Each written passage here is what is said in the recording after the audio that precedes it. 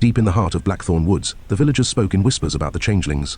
They never said the word aloud after dark, and children were kept indoors long before sunset. It was an unspoken rule: never leave them alone, not even for a moment. Because once the Fae took an interest in your child, they never let go. For years, the Bellamy family had been spared from such misfortune. Their only daughter, Eleanor, was a bright and lively girl, always singing while she helped her mother in the garden or gathered wildflowers along the forest's edge. But one autumn evening, when the leaves burned gold and crimson, Eleanor vanished. Her mother, Abigail, had turned away for just a second, calling out to her husband from the kitchen window. When she looked back, Eleanor was gone, the half-woven flower crowns still lying in the dirt. They searched the forest with torches and hounds, shouting her name into the black void of night. But Eleanor was gone. 3 days later, she returned, or at least something that looked like Eleanor did. Abigail had been preparing for the worst, but when the child stumbled out of the woods, she felt her heart leap with joy. Eleanor stood at the edge of the garden, pale and trembling, her dress torn and dirtied. Her eyes, once so full of light, now seemed clouded, unfocused. "Where have you been, my love?" Abigail asked, pulling her into a tight embrace. Eleanor only smiled. "With the fairies, Mama." The words chilled Abigail to the bone, but she said nothing.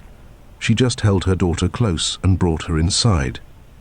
But something was wrong. At first, it was the little things. Eleanor no longer sang while she worked. She no longer laughed when her father spun her in the air. She sat still for hours, staring at the flickering hearth flames, a strange smile tugging at her lips. At night, Abigail would hear her whispering, soft, murmuring voices answering her from the dark corners of the room. One evening, as Abigail brushed Eleanor's hair, she noticed something terrible. A thin line, like a seam, ran along the base of her daughter's skull, just beneath the hairline. Abigail's hand trembled as she traced it. Eleanor flinched. "Mama," she said, her voice too flat, too empty. "You're hurting me." Abigail forced a smile, but inside her heart was pounding. That night, she woke to the sound of scratching. When she tiptoed to Eleanor's room, the door creaked open, and she saw her daughter crouched in the middle of the floor. Eleanor's fingers were long, too long, scraping at the wooden planks. Her head twitched in unnatural jerks as she whispered in a language Abigail could not understand. And when she turned, those eyes, void of warmth, black and endless, locked onto Abigail. "You know, don't you?" Eleanor whispered. Abigail ran. She went to the village elder, her voice frantic, her hands trembling. The old woman listened carefully, nodding in grim understanding. "It's not your daughter," the elder said. "The Fae took her, and they left you. Tat."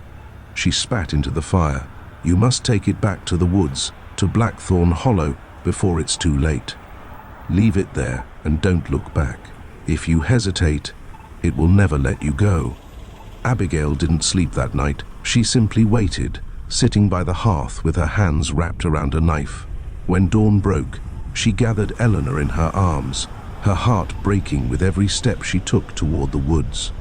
"I love you, Mama," Eleanor whispered in her ear, and for a moment Abigail hesitated. It sounded so much like her little girl. But then, the thing in her arms grinned, wide and unnatural, and Abigail ran faster. She placed Eleanor down at the edge of the hollow, stepping away slowly. As she turned to leave, Eleanor's voice rang out behind her, pleading, sobbing. "Please, Mama, don't leave me. It's me. It's really me."